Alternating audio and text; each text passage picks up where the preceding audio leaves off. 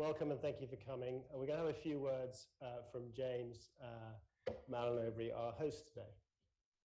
Hey everybody, on behalf of ANO, welcome to the auditorium. It's good to sit back in use again. If my two daughters were here, 10 and 12, they would be thanking you for coming as well. I've recently discovered that if I go into a supermarket and I pick up a chocolate bar that has fair trade on it, they don't tell my wife. So environment is becoming more important. And as a parent, thank you for being here. As we start looking away from just simply financial performance and we start looking towards broader performance and having a future for our children, for ourselves, which is better, thank you from that perspective. Now, one of the things we've been picking up in the press recently is what's the importance of ESG, sustainable investing, impact investing in this environment, particularly around the energy debate. Is it still as important? Personal view, very much so. And I think as we watch corporates react, as we watch institutions react, the dialogue that we're seeing, what they're saying, it's about people. It's about their employees, it's about their suppliers, it's about their customers, and then it's about financial impact. The same thing we saw when we had COVID. Corporates were quick out the block to say it's about their employees, it's about the communities in which they operate, and then it's about the financial impact on the business. Now, financial impact is very important, but we're very much in an age where the dialogue has changed. The way we're thinking about investment has changed. And my perspective is listed equities, so corporates. So I look at it very much from the perspective of corporates as they grapple with this new environment. It's dynamic, it's fast changing, the terminology is settling. From a director's perspective, what responsibilities do I have? What liabilities do I potentially have? And what do I do to protect myself? And a whole industry is building up around how you define things, about how you get comfort you've used it correctly, about how you measure it, about how you report it. And the dialogue that we've had internally, because we've seen waves in the past, is all of this here to stay? And I think very much from our perspective, this is here to stay. And as the generation that is my children and others grow up, and as they get into their 20s, and as they're hopefully spending money sensibly and not on alcohol, they'll be investing it in things that have greater social purposes. And I think that very much this is now going mainstream. So thank you very much for attending today. Thank you very much for everybody. And I hope the discussion is fruitful, and I do hope we all learn stuff. Thank you.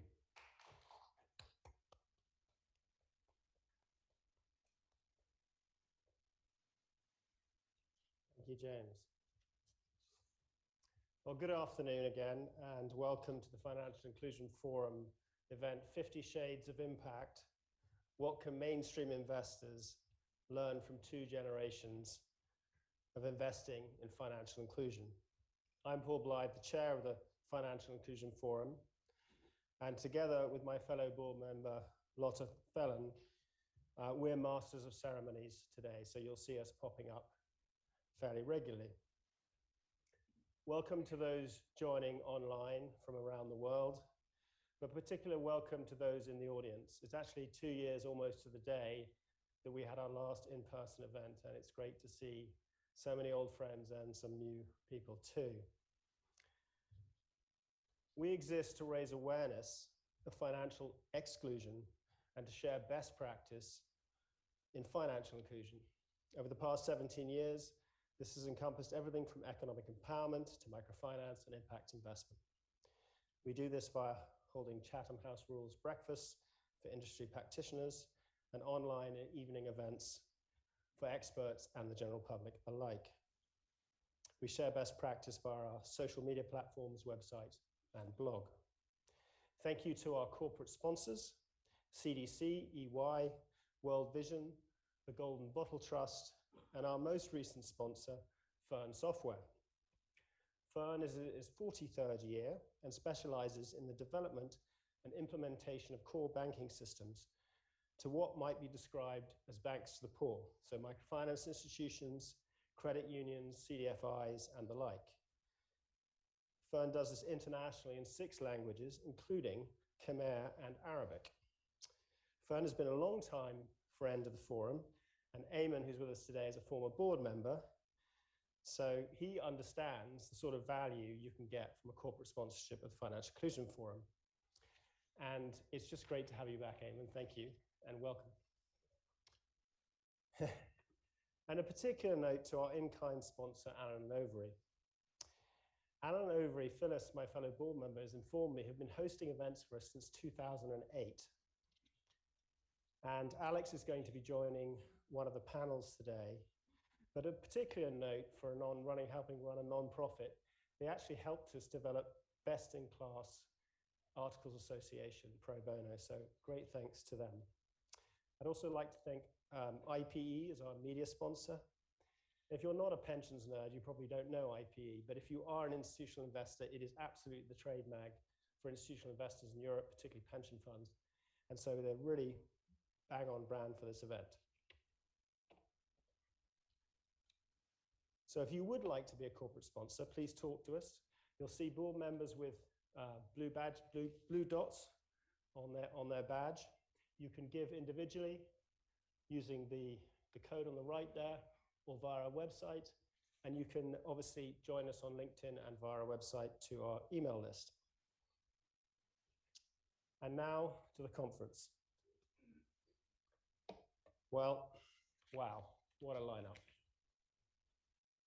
We have 25 moderators and speakers with us today, covering 7 major topics. So thank you in advance for your participation. And in recognition of their generosity, we are making a donation to the Ukraine humanitarian appeal, and this is being matched by Morningstar.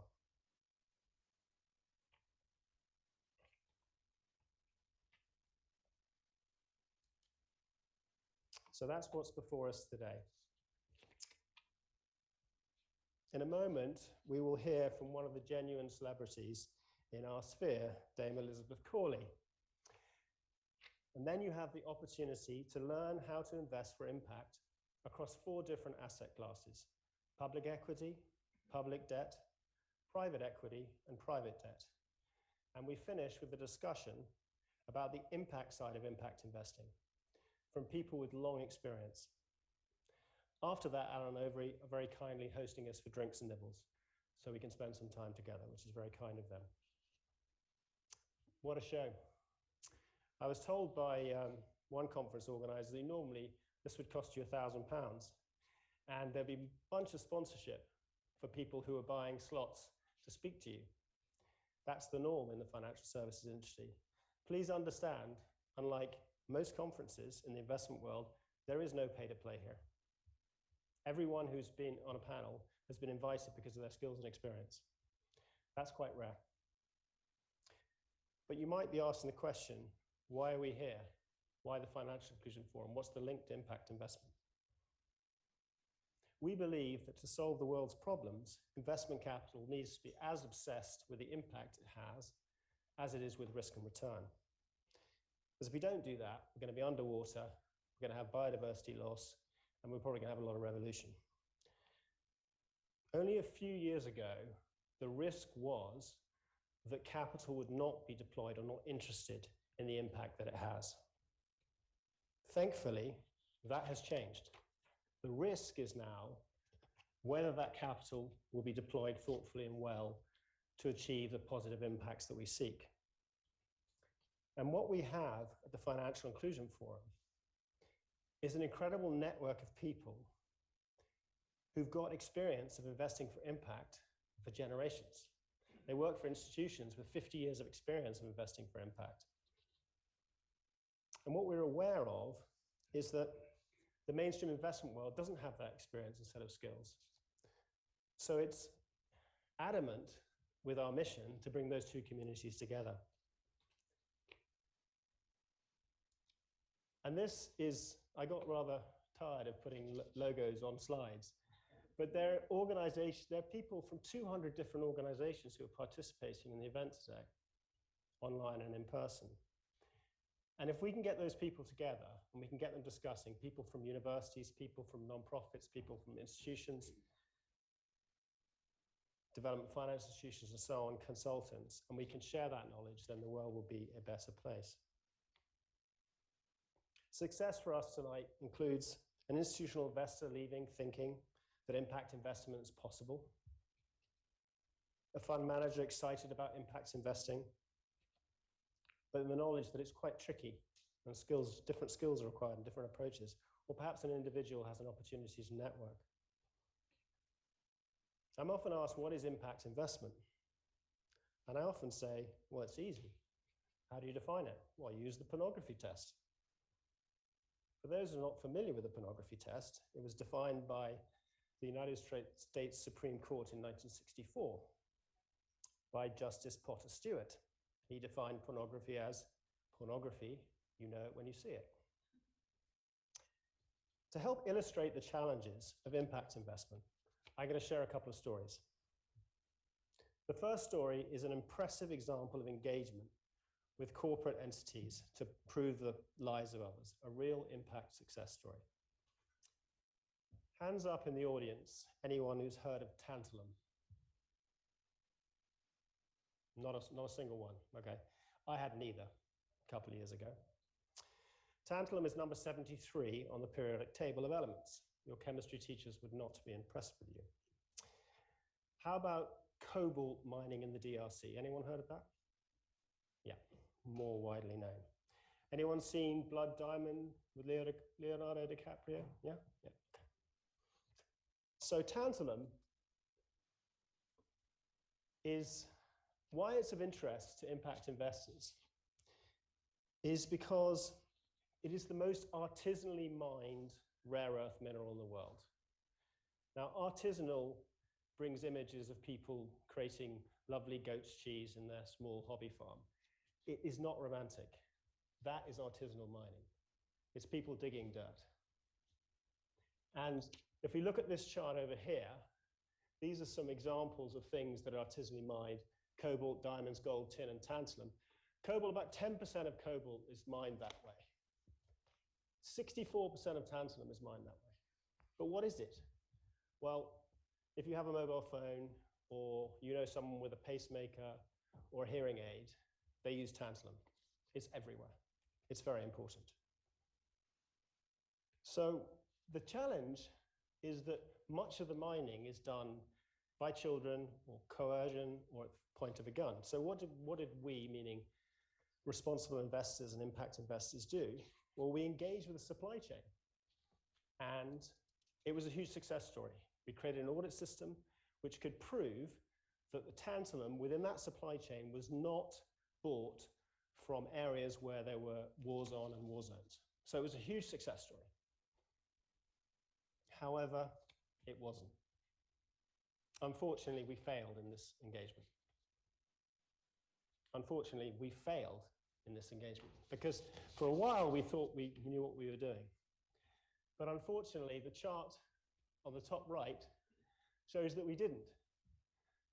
The yellow one's gold, the blue one's tin, the sort of reddish one is coltan, and the green one's tungsten. And the dark bit of the bar is that which is mined in that country. And the shaded bit is that which is exported. So what we discovered through our work is that actually the stuff was being mined where it was mined anyway, and it was walked across the border. And all that we'd done was add costs to the supply chain. It's a very depressing story. But we don't give up. We are engaging with those areas, with NGOs, to improve. But it just is a lesson about the challenges of impact investment and how you have to continually work and continually understand the impact you're having. It's not a sort of fire and forget situation. The next story is about Gildas. Gildas is one of my heroes. I met her near Lake Issyk-Kul in Kyrgyzstan. And the thing about Gildas is you can't not smile when you're with her. She's just this amazingly positive person. Like many people in the former Soviet Union, Gildas' family had to support themselves and fend for themselves after the fall of the Soviet Union. In Gildas' case, that meant getting a loan from Companion Microfinance Institution to start a business, which was buying raw fish from the lake, gutting it in cold water, salting it, drying it, smoking it, and then selling it on the side of the road. Through her endeavors, she built a home, she employed her family, she put her kids through school. That lady is a complete hero, end of. And I always have her in my head. But was that an impact investment? Can we measure the impact? Was it additional? Was there intent? By the strictest definition, there's almost no way that I can have confidence that my investment in an Oiko credit loan note, which linked to companion Kyrgyzstan, which linked to her loan, actually was an impact investment. And even if I could prove it, it'd probably be cost prohibitive. I've been doing impact investment now, it's my 15th year. Do I think that was an impact investment? Yeah, I do. I really do. Can I prove attribution? Can I demonstrate and convince you? Probably not. Where's my conviction come from? Well, because I know Companion. I spent time with them. I know what their processes are like. I know that they're a mission-driven organization. I know they're part of Mercy Corps. I know that everything about that organization is all about trying to improve the lives of others. That's where my confidence comes from. But it's very, very difficult to say to you that was an impact investment. But why do I share these stories with you? Because, friends, we have a fabulous problem ahead of us. The sort of problem that we've dreamed of having. Certainly ever since I've been involved in impact investment, and many have been before me.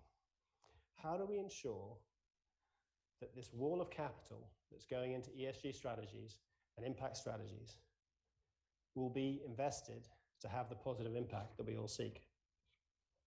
I think these stories illustrate that it's worthwhile, possible, important to make impact investment. But it is a journey and it is a process. And you make mistakes along the way. And to succeed, you need stamina, humility, and a willingness to embrace new ways of thinking. Hence the need for this conference and the training session before it. Without further ado, let's move on to the main event, shall we? Whoops.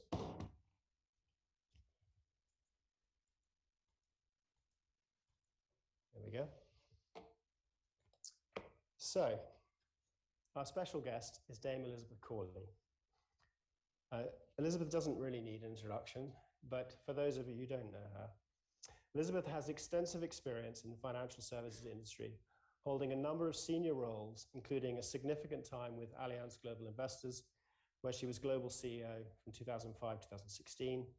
Today, Elizabeth is non-executive director of Morgan Stanley, is chair designate of Schroders, which for those who don't know Schroders, because we have an international audience, is one of the UK's very largest asset managers with about $1 trillion under management. Elizabeth is director of the Green Finance Institute, a member of the CFA Future of Finance Advisory Council, and the 300 Club. And again, if you've not heard about the 300 Club, look it up. It's very interesting. And I'm leaving out like a whole pile of stuff. What a career. But most importantly, for this discussion, Elizabeth is chair of the Impact Investing Institute. The Impact Investing Institute's mission is to accelerate the growth and improve the effectiveness of impact investing market in the UK and internationally. And I first met Elizabeth about 4 years ago, and impact investing was very niche then. Since Elizabeth took up that role, impact investing has taken off. So I'm not sure whether I can prove whether you had that impact or whether it's coincidence, but there's definitely a correlation, should we say, between Elizabeth's involvement and the growth of the impact investment market, particularly in the UK. So please, would you welcome Elizabeth in the traditional manner?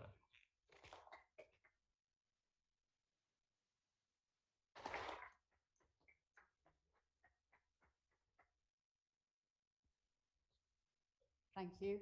And there's absolutely no correlation whatsoever. Absolutely none. Sometimes you can be lucky and in the right place at the right time, and that's been the story of my life, for which I remain eternally grateful. But thank you, Paul. That was generous. And actually, some of the people who are behind the positive growth and impact are sitting in this audience, and frankly, everything they do is significantly better than I've done. So. Well, as I said, to be effective in this particular realm, you need humility. So I think I'm just going to crack straight into some questions. And what we're going to do here is we're going to spend about 45 minutes together. There's going to be about half an hour, I think, of questions from me, but there will be questions from the audience, and I'll try and do the online thing. I've done online moderation, I've done it live, but I've never done the dual thing. So is that where they're coming? Those questions, yeah, will come in there. So I will do my best.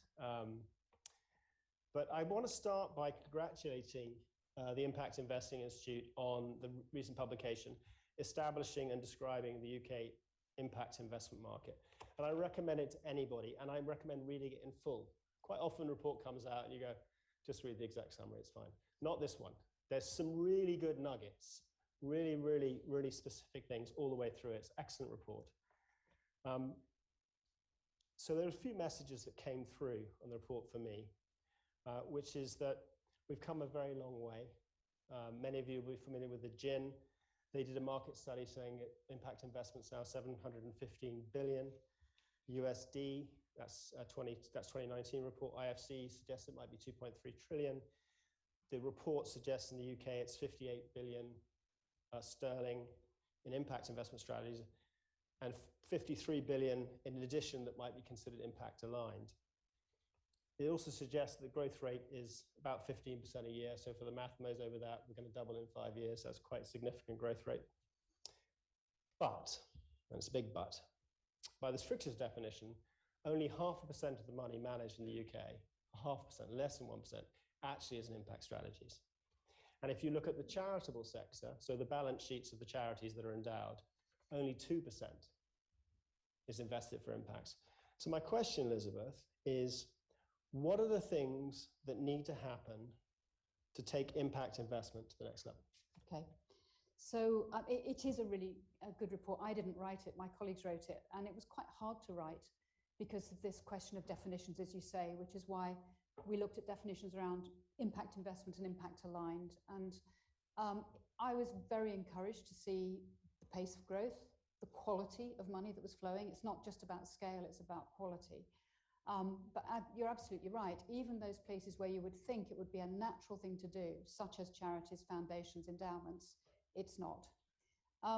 There's a number of things that apply to all asset pools, and there's a few things that could apply specifically to endowments and others with fiduciary duties. So I think one of the key things is that we can nudge along those where there are already moves towards impact alignment into full impact investment. And though things like you were doing earlier about knowledge exchange, understanding the difference between what good and average looks like, I think is really, really important. And one of the things we do at the Institute is we're a not-for-profit organisation, and we have a resources facility, a learning hub on the website. I mean, very much what you're doing as well in terms of inclusion, and knowledge and information really drive behaviours in this industry. So that's one thing. The second thing is addressing some of the myths that you give up return when you want to have a positive impact. That's simply not true. You can choose to give up return. You can choose to take more risk. You can choose to give your money away entirely, but you don't have to. And the opportunities to invest for impact and return are much more significant than people realise. And because if you've got a market growing at 15% per annum, then you find that demand generates supply. The key thing is making sure that that supply is of good quality. I mean, with any significant growth area, there's always a risk that you get the wrong sort of intention behind it. I think deliberate mislabeling is rare, but I think unintentional mislabeling is a risk that grows as markets grow. So I think that's also about knowing what good looks like. And that's where having a policy framework does matter. I'm not a great believer that regulation drives markets. I think markets evolve faster than regulation can, but a good policy framework that's an enabling policy framework, regulators and legislators who understand the market that they're actually creating an environment for are essential. So things like the EU and what they're doing in terms of sort of Article 9 funds, things that the FCA is doing in their current consultation on labelling, all of that will create a framework. And then I suppose the big thing, which comes back to the endowment challenge, is most of us think of money in silos. We think of pots of money to do good, pots of money to enjoy ourselves with, pots of money that we want to return on. The silos of money that we think about as individuals escalate into massive multi-trillion-dollar silos in the world that don't actually work very well together. So one of the other things we need to do is work much harder at blending financial solutions. And that's thinking about the role of different forms of capital. Because while you can find genuine impact investments with real financial returns at the risk you want to bear, there is no doubt at all that there is a role for philanthropic ventures, for concessionary capital, and for NGOs. We have a development finance institution supporting you today. How do we work more effectively? And the only way we'll meet the Sustainable Development Goals and the only way we'll meet the climate challenge in a fair and just way is if we can work across those capital stacks. And that's the other thing we need to work on. Thank you. Indeed, I remember, which is probably well forgotten, but there was a collateralized loan obligation, CLO, CDO. I don't know if you remember those, which became a toxic phrase, which was brilliant in microfinance. And it was gathering together literally, I think it might have even been millions, tiny loans in this structure. And FMO, the Dutch Development Bank, underwrote it. They took the equity layer. And this was an amazing structure. So institutions came in, and then of course the global financial crisis happened and no one could issue a CDO. But that would be an example of effectively a government organization coming in and say, you know what, we'll take the equity tranche. And that enables institutions to come in. And there are many examples of that. Thank you. And I will refer again to that Knowledge Hub. I think particularly the fiduciary duty stuff is really, really helpful. Some really thoughtful pieces. Thank you. If I may, I'd also like, not so much talk about your biography, but just, I always like to ask people, why are you doing this? I mean, Elizabeth, you write crime novels, you chair all these organizations. I'm sure you have other hobbies, why did you do this? Why do you do this? Well, I got into it by accident, frankly. If you do a favor for a government, sometimes they come back to you and ask for a second favor. And immediately after the financial crisis, I did some work on the fair and effective markets review into fixed income, currency and commodity markets, which was where we had some major failures in terms of behaviors and governance. And then a few years later, they came back and said, we want to know why in the United Kingdom, the impact investing world is not growing as fast as it should. Because there was a lot of pioneering, really forward-leaning work at the beginning of this millennium. And then it sort of died out. And what's happened? And secondly, why is it that individuals, when they want to save or start a pension, still find it difficult to find the choices that they can invest with their values as well as for financial return? Why is that not developing faster? So I set up an advisory group. Some of the people on that advisory group are in this room. Because I knew nothing about impact investing other than the little I'd read, which turned out not to be hugely reliable, I got a whole group of people together that were expert on it.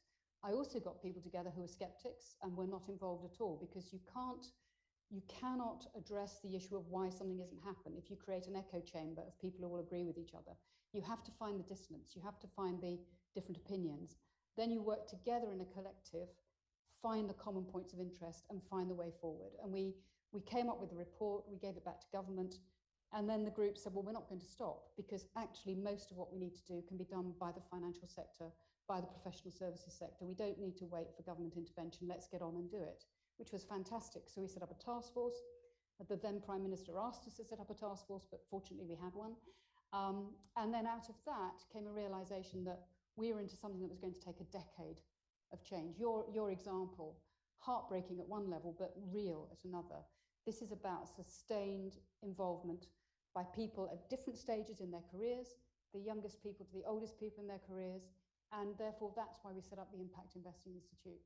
So why did I do that? Because once I realized the power of investing for outcomes and impact as well as for financial return, I realized it was something that was essential to the whole of the financial market system. I've been one of those weird people. I like being in financial services. That's where my career started. If you exclude the bit where I was a shop assistant, that's my career. And I always believed from the beginning that we were here to serve people, to serve customers, and there was a power of good. It can be misused, but it's absolutely what it's for.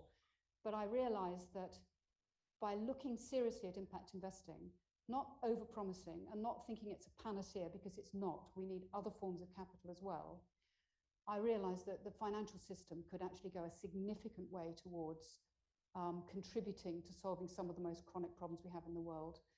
I think everything that's happened in the last 5 years has just reinforced that view, if anything. So I can't give it up now. Fantastic, you got the bug, and I hope that is a lifelong addiction. It's interesting. We definitely, as you say, need different forms of capital. I think the thing that the investment capital works quite well at is, I use this analogy of flowers. Charity can be rather like giving cut flowers, which is fantastic and it's a great thing, right? But it's more like a herbaceous border, right? You put it in, you tend it. It's a long-term relationship. As an investor, you have that relationship for a long period of time. And I think it brings a lot of benefits. We're going to break soon into different asset classes. And if I may, I'd like to ask you a question about different asset classes. Sure. So the first one is public debt. In the impact investing echo chamber, private equity, if you think of it as a party, private equity and private debt, blended finance, capital, they're the poster children. They're the ones that everyone wants to have at the party and talk about. Engagement through public equities is sort of the cousin that you kind of have to invite, you know? And then the one that basically nobody talks about, doesn't seem to want to talk about, is public debt. I'm completely contrarian. It's actually the least popular event breakout group here, but actually I think it's the most fascinating area, and I think actually it's probably the way in some respects, we're going to have the biggest impact. But that's just my opinion. You know, what are your views on having positive impact through public debt investment, and where do you see this market developing in the next few years? Well, I'm with you in that I think you can't ignore public debt. I mean, it's one of the biggest sources of finance in the world, just as government expenditure is one of the biggest sources of positive purchasing power if it gets it right. So you absolutely can't ignore that, particularly when you think about the scale of challenge we have in addressing climate change, social injustice, equality. One of the things the Institute did as part of a group of people, we often work in collaboration. We worked with the Grantham Research Institute, the Green Finance Institute and others to really encourage the British government to issue a green gilt, so sterling green. Sorry to interrupt you, that's like hard yards. Seriously hard yards. So we engaged and we said, you don't make it just green, because if you think about how you use public debt and how you can be comfortable as an investor or an asset owner that it's doing good, you have to specify the use of that money. They call them use of proceeds. And we said, as you are specifying the use of those proceeds, you can identify very clear social benefits at a basic level of jobs, skills, community sustainability. And amazingly, after a while, and when the way we proved it was we basically went out and talked to investors and asset owners and said, would you buy this if it was out there? And they said, well, if it was good and if it was authentic, we would. And we got around 40 trillion of assets talking to the British government and the Debt Management Office to say, yes, we would buy this. And when the Chancellor came out, he committed to a series of green gilts, and he committed to having reporting on social co-benefits. Now, reporting on is not the same as committing to achieving them. In other words, it means that as we talk about how we're using the money, we will talk about how we'd like to see some benefits beyond the green. But there are other examples out there of sustainability-linked bonds, and I absolutely think this is going to be a market that's going to grow and grow. And I think it has a place in people's portfolios. But the challenge is that we get sort of seduced into thinking that big numbers solve the problem. And it's a contribution, but if you can't follow through on public debt in the same way that you can in other forms. So it's absolutely a contribution. We can make public debt more accountable, more thoughtful, but on its own, it won't work. And I think that's the thing that we always need to bear in mind. Yeah, indeed, different sorts of capital to achieve different. But you've got a workers group on that. So I would really encourage you to think, what are the 2 or 3 things you could do in public debt markets that really make a difference? Because I think that would have a huge impact. Thank you. I'm glad that you're as sanguine as I am on it. There are some examples in the States, really interesting municipal bonds that are issued with debt ratchets associated with specific environmental outcomes and things like that. And if you look at the US, particularly how corporations raise capital, you know, there are opportunities there to engage with that CFO who's issuing their next bit of paper, to talk to them about what they can do. There's one other thing you think about, and let's think about it in the context of climate and addressing the climate challenge. Transition financing is absolutely essential. So how do you transition? And somebody described the challenge to me only last week of trying to achieve the climate goals we've set for ourselves through the various COPs is like running up the down escalator, because the momentum is taking you down. The momentum is in the wrong direction, and you'll have to run very hard just to stay still on that escalator. So transition financing, as well as solution financing, is really important, and public debt can play that role. But my good friend Jamie Broderick, who's in the audience, will say, be very careful, because unless you know it's really delivering those outcomes, you just can't bank on it as part of the solution. Can't overclaim. Indeed, I mean, transition bond, and that's an exciting, for the really clever folks out there who understand public debt, to figure out how do you transition a coal mining town into creating clean energy solutions, and what's the capital structures around that, and so on. It's where the innovation has to happen. So thank you. We did it with nuclear waste. We have solutions in the world around nuclear waste. Now, what you think of nuclear is obviously changing rapidly in the current environment, but there are ways of finding really difficult, toxic assets and creating solutions for them that go beyond pure government financing. There you go. We're having a panel on public equity. We've seen massive flows into ESG and impact public equity strategies in recent years. Some notable successes through engagement with public companies. I'm again contrarian, and I believe that you can actually have a material impact through public equity, which is kind of, not many people line up behind me, but I think the work the Friends Provident Foundation, for example, can demonstrate you can have huge impact. What's your view on how impactful you can be through public equity investment? And you can talk about engage by all means, but I'm just curious as to your broad opinion on that matter. I think it's changing very rapidly. And the current debate in the newspapers about ESG, I think, is quite helpful, because there was a view that when you get into the public equity world, it's just a question of exclusion. Let's just exclude the stuff we don't like. All of the people in this room know that's just not an answer, because somebody's going to own it, and the cost of capital goes up. And if you're excluding assets you don't like because they're not contributing in the way you want, all you're doing is making it more expensive for the managements and the boards of those companies to change what they're doing, and making it less and less likely they do, because they aren't having you in there advocating for change. So I really do believe that stewardship and engagement is key. It's central to this. I think, though, it's around long-term stewardship and engagement, an acknowledgement that change takes a long, long time, and people have ways of shortcutting it if it's too expensive and too difficult in the short term. Again, your example at the beginning of crossing the border to export from a country that's got the tick in the box. So I think engagement takes real effort, and that's a key role for public equities. The other role for public equities is that you can finance a huge amount of innovation and development of intellectual property if you've got a significant balance sheet, and if you've got a significant size of company. Your purchasing power, your supply chains, your working practices, what good looks like, you can do an awful lot as a public listed company and be held accountable for it by the people who own you. So I think it is important. The example I'd give of more direct impact, though, is as a colleague of mine, I worked with, we were both together at Allianz Global Investors at the time, and she worked at the time on a water fund. She was desperate to have a water fund, and the only way you could get it into a fund for individuals to own was to have public equity. And what she did was she engaged with the target companies that she wanted to have in the fund, and there was a minimum amount of information she needed from them, in her view, and also in the sort of the compliance team's view, to put it into the fund.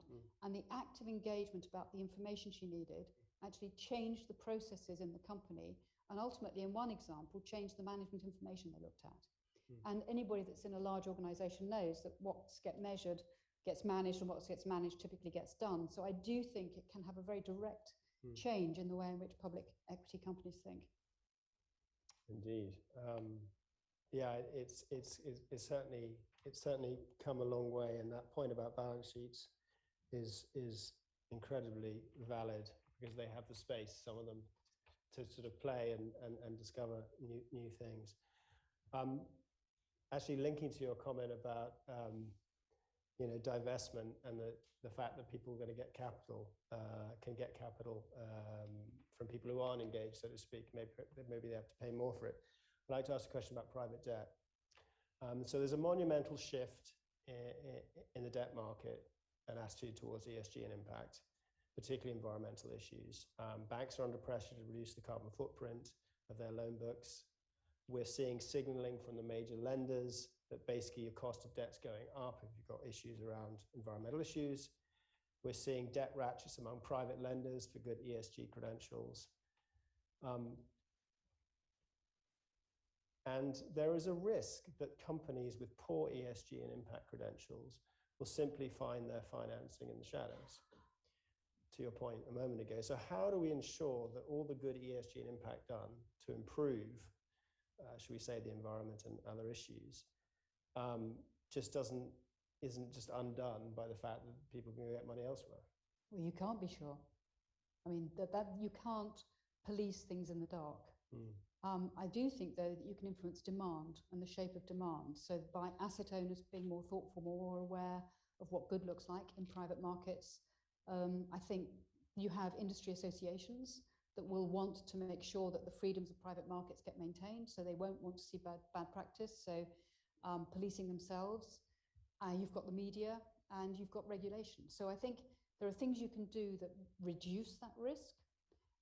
But ultimately, I think you can't be frankly, too optimistic about it, because there will always be people who will own things for the wrong reasons, for a high return. So you can't ignore that. What you can do is make the mainstream cleaner, better, and more transparent. And I think that's what we should focus on. Thank you. Private equity is another panel we're having. It's the darling of the impact investing world, as you know. Mainly on account of the additionality doctrine and some fabulous success stories. The Impact Investing Institute, the report points out, there was one of the real great nuggets in there, was the fact that private equity managers tend to want to sell something after 3 or 4 years after investing it. And they're looking to sell it for profit. That's the structure. And if you juxtapose that to necessarily the impact it's trying to have, so for example, you might be running a wetlands project in, I don't know, West Texas or something, and it's going to take you 25 years before you see the impact coming out. And yet these are private equity impact strategies that are involving in it. Is the PE investment structure fit for purpose outside high growth scenarios? Well, I think it is. Again, it comes back to transparency and truth in labelling. And don't forget there's a secondary market. So a lot of these are private equity to private equity sales. So you might be seeing somebody who's thinking of a sort of 1 to 3 or 3 to 5 year horizon, but it's not leaving the private equity space. And if it's an impact investment, and if it's been clearly and truthfully labelled as an impact investment or a high quality ESG investment, it will have a buyer on that secondary market, which will sustain those investing goals. I think that the challenge, and you have a fantastic speaker later, Marie-Therese, I can't see her, I'm sure she's here, but there she is. We talk about this because obviously Schroders has a stake in Blue Orchard, and not all private equity is equal, just like not all public debt is. And I think one of the things that's really coming to the fore is asset owners need to ask about materiality, go beyond the label. How material is the impact element of this private equity fund?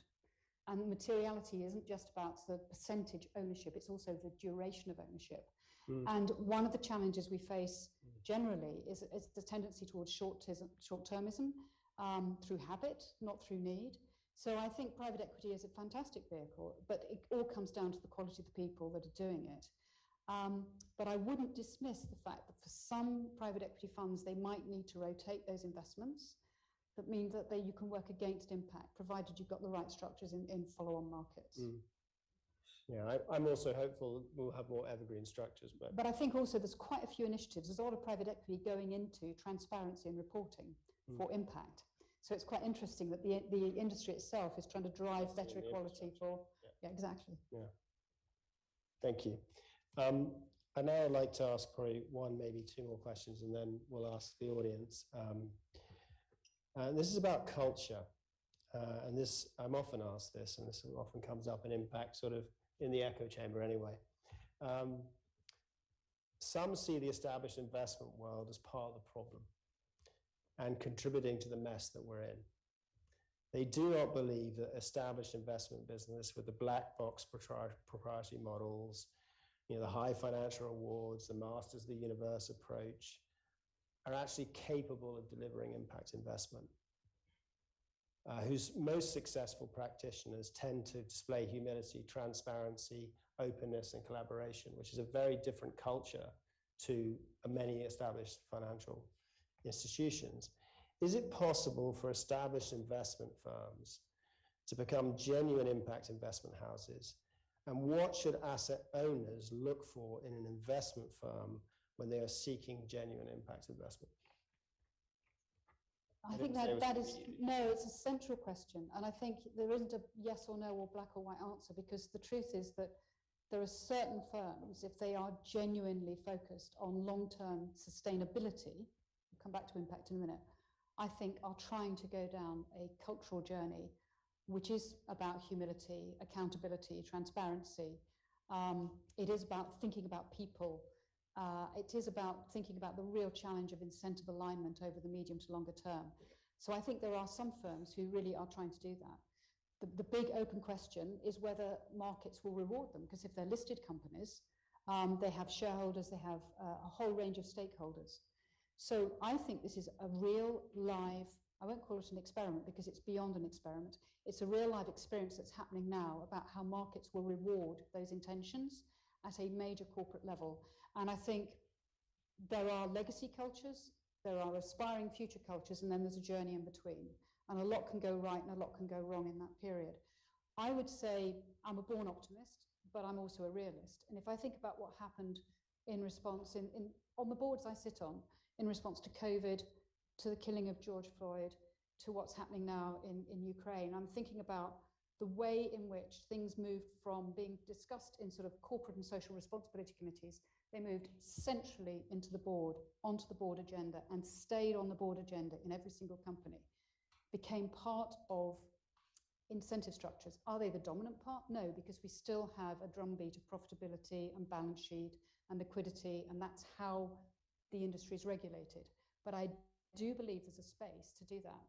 I think the companies that are most likely to get it right are those who don't promise impact, who think about sustainability, which is why I said I'd come back to impact. There is a massive spectrum between exclusionary ESG and genuine sustainable impact.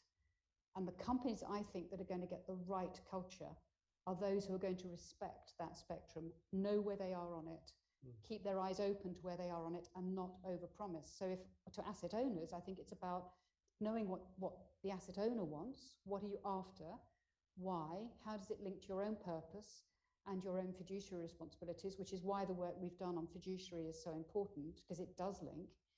And then it's about having the 3 or 4 questions you ask of the people who come to tender to you, and be very, very thoughtful about hiring people who promise the earth, because nobody can deliver that. And the best impact investors are humble about how much they can do and what they're learning. One of the most difficult things is acknowledging that if you're really taking risks on the impact investment spectrum, you will have failures as well as successes. But actually from those failures, you will learn and it will make you a better impact investor. Whereas if you go to return seeking purely, people hate to admit the failures. But actually the reality is that capital markets grow on failures as well as success. And it's about getting that balance right. So it's a very long-winded answer to say, I think some will get it right. But I think the power of asset owners and other stakeholders, individual clients, regulators, employees, you know, there's a real scarcity of talent in this area. And if you want to be authentic as an impact investor or a sustainable investor or a sustainable lender, you need the people to do it. And good people will not work for bad firms. They won't. Thank you. There's a wise words. I think the asset owners that are going to win are going to recognize they're in an S-curve, and they're going to recognize that there's a new culture required and there are new business models required and so on. But that's just me, the optimist. But I think it's a really interesting area and a big challenge for some of those organizations. I think I've got a whole bunch of questions here, but I think it's time we brought in the audience. So is there anyone who has a question for Elizabeth in the audience? I think we have a person with a mic there. So if you could make sure it's a question. Sorry, the rules of the game are it's a question, not a statement. Just say who you are and just ask your question. Okay. Wayne Hennessy Barrett, 4G Capital. Can you speak to your thoughts on the rising B Corporation movement? Is that a useful template? We're one ourselves. I'd love to hear how the market views it. Thank you. Well, despite what Paul said, I'm not the market, but I do think that the B Corp is a powerful movement, and I would love to see more. I think the principles for responsible banking, the principles for responsible investment provide a foundation from which companies can grow, but to become a B Corp takes that extra detailed commitment. And I would love to see the capacity to see more B Corps come through. At the moment, it's quite a long, as you know, you've been through it. It's a long process and it is capacity constrained, but I do think it has a real role to play. And again, as the market develops and matures, there will be those asset owners and clients who will look for B Corp, just as they might look for fair trade bananas or something like that, or fair trade chocolate. I do think that's a very powerful part of the solution. Anyone else want to ask a question? This gentleman just there. And there's, after that gentleman, there's a gentleman in the back left corner. Lindsay Stewart, Independent. So recently we've seen a huge shift from traditional asset management into ESG integration. What do you think it would take to see a similar shift from integration to impact? And can we find that spark within the market, or does it need regulatory impetus? That's a really, really profound question. I think we're seeing a shift towards impact alignment, and that whether it's around SDGs or other climate change. So I think we're seeing much clearer understanding that exclusion doesn't work on its own, that if you really want to have good quality ESG and to integrate it properly, it's got to be driven by a philosophy around impact and an accountability towards it. So that's getting you halfway towards impact anyway. I think there are certain, I would love to say, yes, everything will move that way, but I think that would be selling impact investment cheap.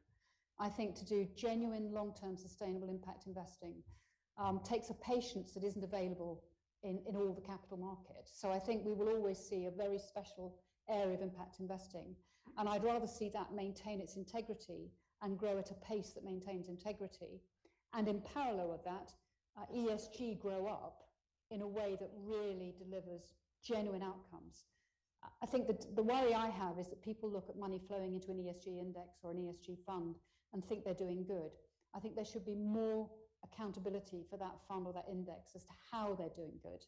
So I think the FCA regulation, the labelling work will help that, and I think the European Article 8, Article 9 work will help that, and it will start to sift out precisely what you're saying. But to say everything moves to impact as in pure, intentional, measurable impact, and that it then becomes additional, I suspect we just don't have the opportunity to do that in my lifetime, sadly. But the more you do good quality ESG, the more that's integrated in a way for outcomes, the better, because that will drive to driving solutions against the Sustainable Development Goals, which I think is what we do need in my lifetime. Thank you. Whilst the mic goes to this gentleman here, I've got a question coming. This is from David Hunter, Renewity, who works with institutional investors. And to summarize, I think he really wants to ask about just transition and the social side, and you alluded to it earlier. Could you talk to, what's the social impact of energy transition? For example, joblessness and creation, the need for retraining. The French Provident Foundation is very keen on this, and your analogy was trying to run up an escalator, and you're not even throwing in, I don't think, the social dimension. So could you speak to just transition and the challenges we face there? I want to just say a huge thank you for that question, because it's at the centre of a lot of what the Impact Investing Institute does. So we absolutely and passionately believe that we have to address the climate emergency that we face, but we feel absolutely that we have to embed a just transition within that, a fair transition that acknowledges the fact that you cannot simply walk away from extractive industries, you cannot simply walk away from an energy source that is sustaining communities, often the most fragile and vulnerable communities, and just say, well, I'm sorry, that's what we're going to do now, you find a solution. You absolutely have to embed the social dimension of this to make the transition sustainable. Because if you don't, there'll be a political backlash. If you really damage the GDP of a country that's already in a fragile state, then you're creating an opportunity for despots to come to the fore and for democracies and other fair means of government to fail. So absolutely, you have to embed that. But we have in the Institute, we did some work last year during the UK's G7 presidency on an impact task force. And we have a third element in a just transition. So it absolutely has to address the climate challenge. It absolutely has to think about social inclusion and economic implications of transition. The third element is community voice. In other words, think and listen to the communities who are affected by this. And this is particularly true as you move into areas like a circular economy, natural capital, biodiversity. One of the things that, for those of you who were in COP26, Indigenous communities were represented there and they were heard. Very often when you move into the world of finance and investing, we do not listen to the people who are on the ground and understand most what is needed. So we think there's three elements to a just transition. And that's some other work we did last year, which you can find on our website.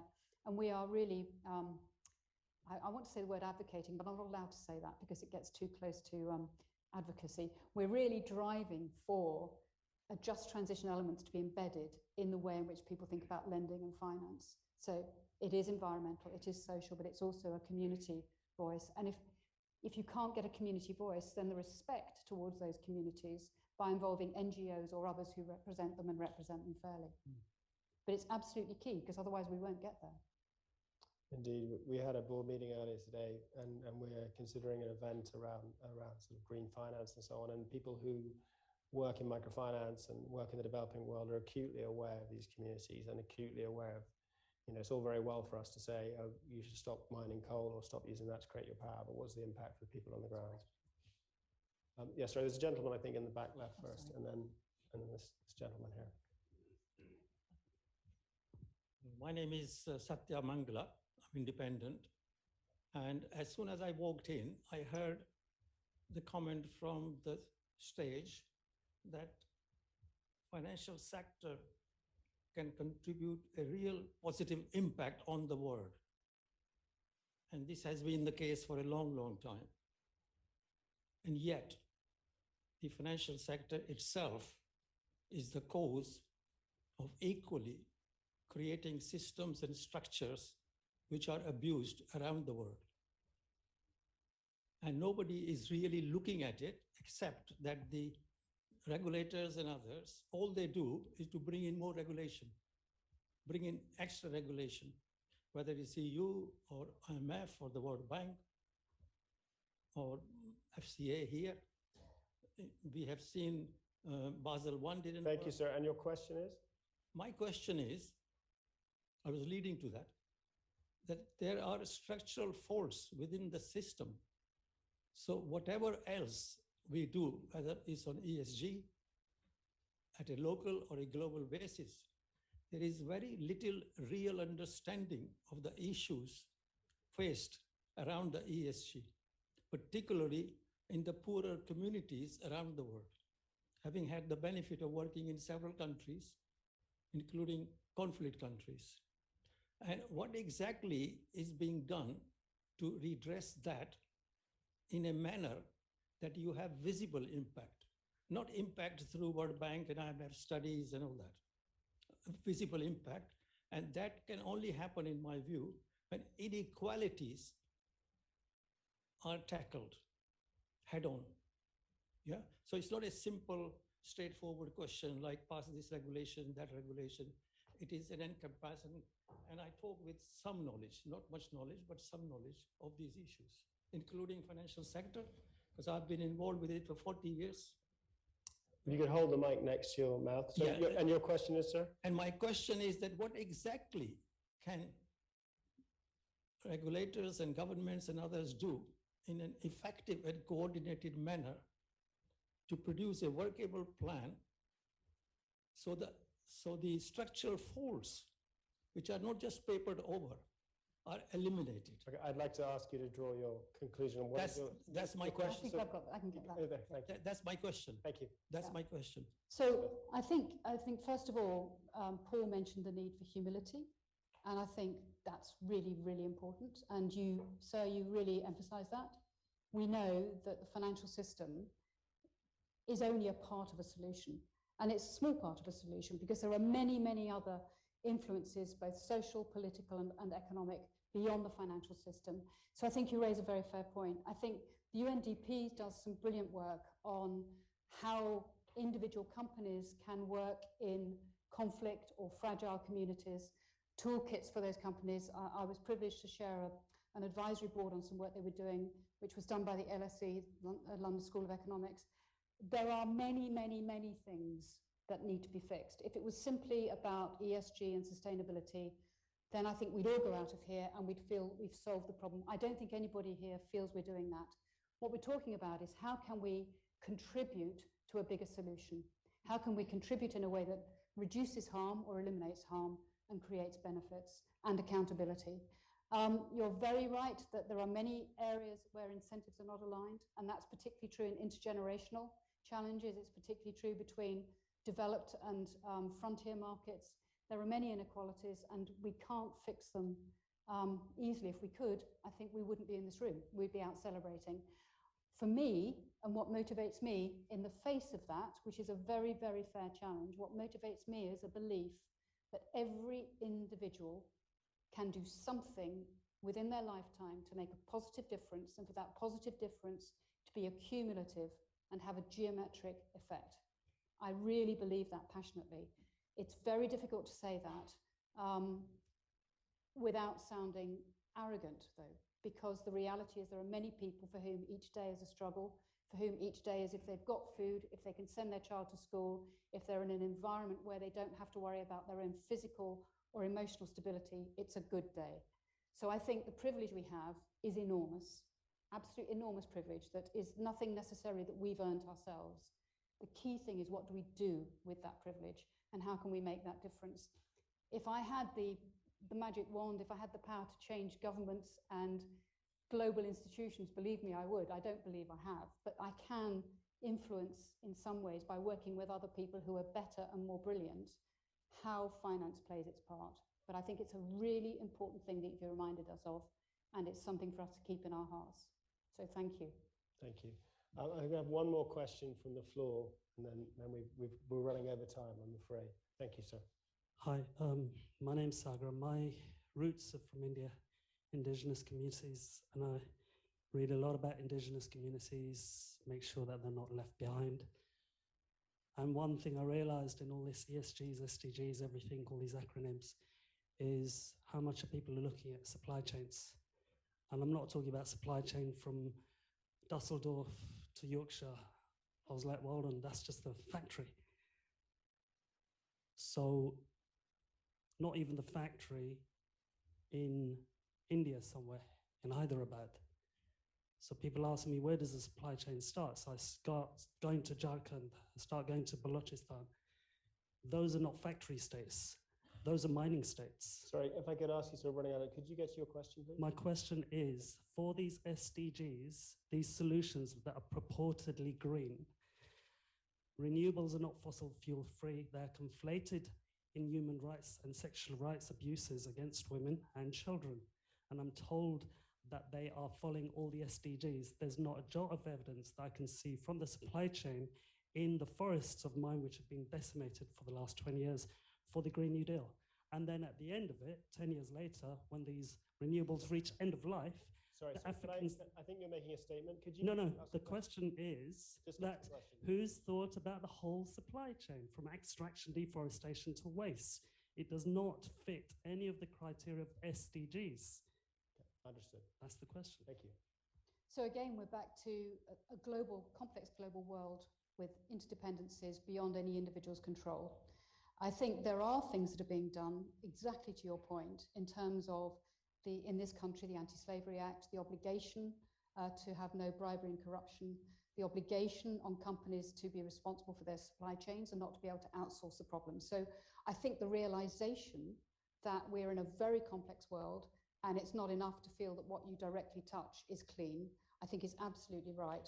On the deforestation agenda, one of the pledges that was made in COP, and I totally accept that a pledge is not an action, but one of the pledges was that a number of organizations would come together to prevent pure commodity extraction, deforestation, with a pledge to work to alternative solutions. So I think you're highlighting the fact that, I mean, the SDGs are not perfect. The SDGs were an approach towards getting a global commitment to a series of actions that we could all take.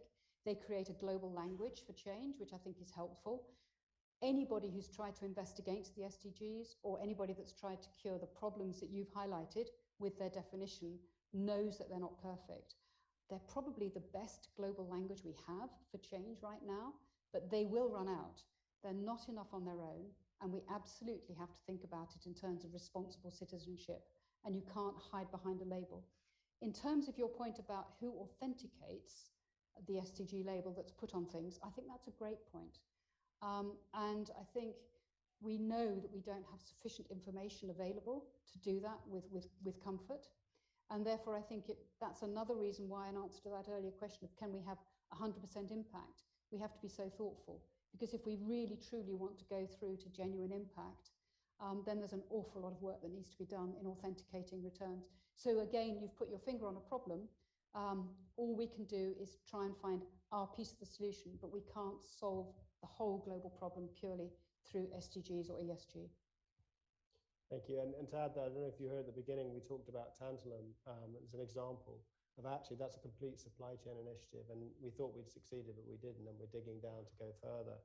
And there are consumer brands, which is actually an interesting area for supply chain, because consumer brands, it's all about their brand within the marketplace, and individuals can have an impact. And I know brands that you will know, which they go to humility. They go, we recognize we must have slavery in our supply chain. We must have abuses. We know that, and therefore we go down to the deep to deal with these issues. And I think you raised some really fantastic points. So I think we're unfortunately well over time. Oh gosh. So I'd just like to ask you, Elizabeth, if you have any, there's a global audience here. There are all sorts of people online. So do you have any final words for us before we say goodbye? I think the collective wisdom in this room and on the audience, including the differences of opinion and views, is exactly what needs to be harnessed and brought together. And so well done to you to getting it together. I think the work groups that follow now are crucial. The thing I'd ask you is, what are the actions arising from it? The one thing at the Institute we do is we focus on outcomes, and we focus on practical things, practical steps that can be taken. Because if we just talked about the challenges and the problems and sort of in an academic way, not only would we get very discouraged, but also we wouldn't actually tackle what we can tackle. So I think in your discussions today, please focus on the practical things, the knowledge sharing you've got. There's extraordinary people in these groups. And I wish you every success and some really good outcomes. Thank you so much, and thanks for some great questions. I appreciate it. Thank you. Could we thank Elizabeth and the traditional map?